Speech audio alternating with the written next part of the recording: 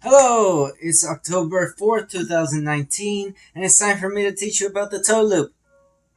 No, wait, hold on. Never mind. Don't tell my dad I told you about the toe loop. Never mind. He would do something with toe loop. No, never mind. A father's wise advice. My children, listen when your father corrects you. Pay attention and learn good judgment. For I am giving you good guidance. Don't turn away from my instructions. For I too was once a father's son, tenderly loved as my mother's only child. My father taught me, take my words to heart. Follow my commands and you will live.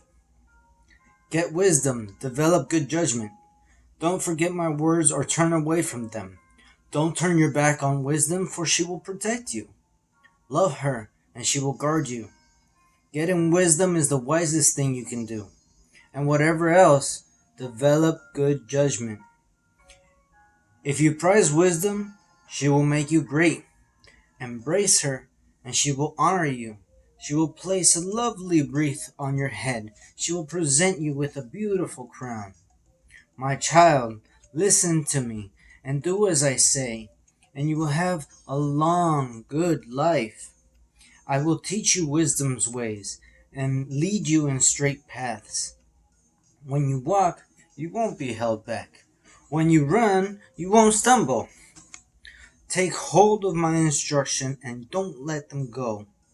Guard them, for they are the key to life. Don't do as the wicked do, and don't follow the path of evildoers. Don't even think about it. Don't go that way. Turn away and keep moving, for evil people can't sleep until they've done their evil deed for the day. They can't rest until they've caused someone to stumble. They eat the food of wickedness and drink the wine of violence. The way of the righteous is the first gleam of dawn, which shines ever bright until the full light of day. But the way of the wicked is like total darkness. They have no idea what they're stumbling over. My child, pay attention to what I say. Listen carefully to my words. Don't lose sight of them. Let them penetrate deep in your heart, for they bring life to those who find them, and healing to their whole body. Guard your heart above all else, for it determines the course of your life. Avoid all perverse talk. Stay away from corrupt speech. Look straight ahead and fix your eyes on what lies before you. Mark out a straight path for your feet. Stay on the safe path. Don't get sidetracked. Keep your feet from following evil. So it's the 4th, it's a Friday, and it's about father's advice, so I couldn't resist myself. Foregoing forewarnings from fathers foreshadows failure. You could probably work it out yourself, but pretty much it just means that when a father is loving, they're trying to provide instruction to their children, and if you do not listen, you're probably going to end up. And a loving father isn't just telling you this to control your life, just like it says in verse 3, for I too was once my father's son, tenderly loved as my mother's child. So they went through experiences and they went through life just like you're gonna go through life. And you're gonna make mistakes. We all do. That's not the problem. The problem is not learning from these mistakes. And what is this father saying most of all? I think that the biggest message in this chapter is verse 7. Excuse me, verse 7. Getting wisdom is the wisest thing you can do. And whatever else you do, develop good judgment. So let me take a step back here and define wisdom and good judgment, because I found it interesting that you can't have wisdom without good judgment by definition. Wisdom is defined by the quality of having experience, knowledge, and good judgment. So what's good judgment, I ask myself? It includes considering the consequences of one's decisions, thinking before acting and speaking, and having the tools to make good decisions in a variety of situations. And I think this brings us full circle with the thought process so far. For a child to listen to a father's instruction, that promotes wisdom. Because if wisdom is applying past experiences, then how would a child have wisdom?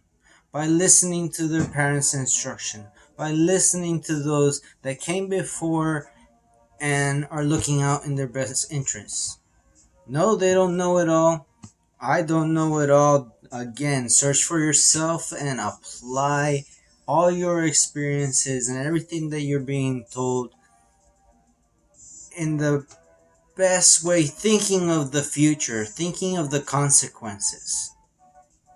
Search for yourself. Now, during your own search, it's very important to know what not to do as well. I'd like to touch on verse 16 right now. For evil people can't sleep until they've done their evil deed for the day. They can't rest until they've caused someone to stumble. That brings bullies to my mind. It's like they're so restless. They feel so powerless because somebody has been bullying them. That is the only reason why a bully is created, in my experience. Like somebody is making them feel really small, and the only way for them to feel power is to make other people feel small.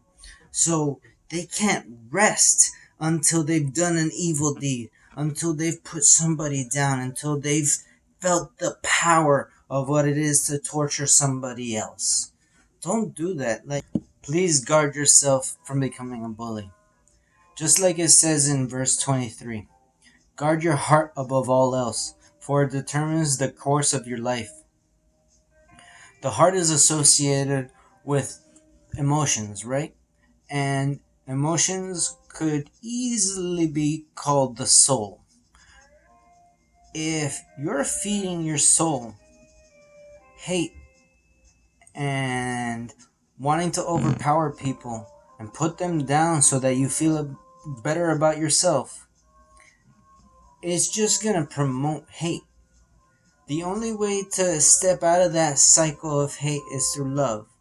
Like two friends that are calling each other names and are going at it and like getting heated with what each other is saying.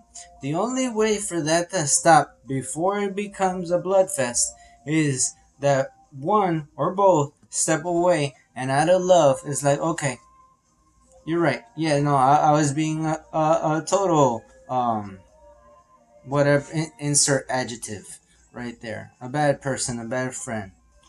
Once that happens, the other one is like, "Oh no, my bad. Me too. Me too. Like I didn't mean it.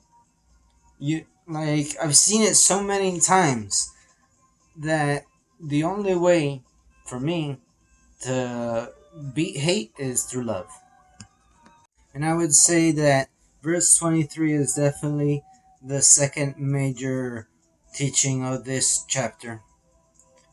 Um, the next verses are avoid all perverse talk, stay away from corrupt speech.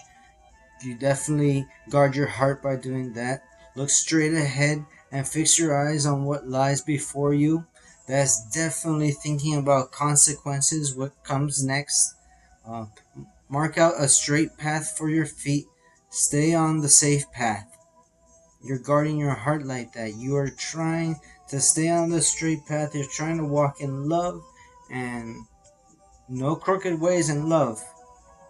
Don't get sidetracked, is the last verse. Keep your feet from following evil. It's it's easier said than done, of course.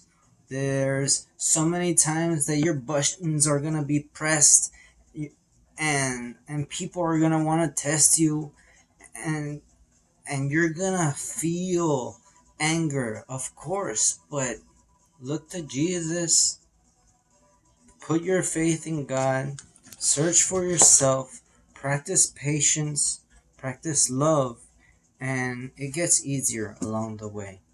So Thank you. Keep on searching. Do your best every day to pray, meditate, keep your mind calm, and it gets easier. And wisdom comes through this. Like, good judgment leads to good consequences. Thank you, many blessings, and have a great day.